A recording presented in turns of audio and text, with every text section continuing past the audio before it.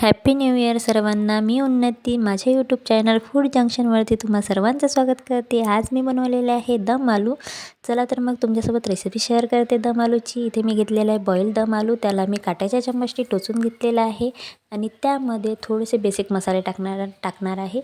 तिखट, मीठ आणि हळद आणि त्याला तेलामध्ये फ्राय करून घेणार आहे छान। तेलामध्ये त्याला छान फ्राय करून घेतल्यानंतर त्याच तेलामध्ये मी थोडे बेसिकचे खडे मसाले टाकणार आहे। बघू शकता तुम्ही हे खडे मसाले। त्या खडे मसाले टाकून झाल्यानंतर त्यामध्येच थोडं मी जिरं टाकणार आहे। जिरे टाकून झाल्यानंतर एक कांदा टाकणार आहे। एक कांदा टाकल्यानंतर मी थोडा टोमॅटो टाकणार आहे। अर्धाच टोमॅटो घेतलेला आहे मी। त्याला थोडंसं नरम होऊ देणार आहे आणि त्यामध्ये नंतर टाकणार आहे काजू, सांबार। छान मिक्स करून घेणार आहे आणि आपला मसाला तयार आहे। मसाला थंड झाल्यावरती मी मिक्सरच्या भांड्यामधून काढून घेणार आहे। मिक्सरमधून काढून घेतल्यानंतर बघू शकता मसाला आपला तयार आहे। कढईमध्ये तेल ठेवलेलं होतं भाजीसाठी। मसाला टाकून देणार आहे आणि बेसिकचे मसाले टाकणार आहे। मीठ टाकणार आहे 1 चम्मच, 1 चम्मच हळद, 1 चम्मच धनेपूड, 1 चम्मच साधा मसाला आणि 4 चम्मच तिखट टाकणार आहे मी। तुम्हाला हवं तितकं तुम्ही तिखट टाकू शकता।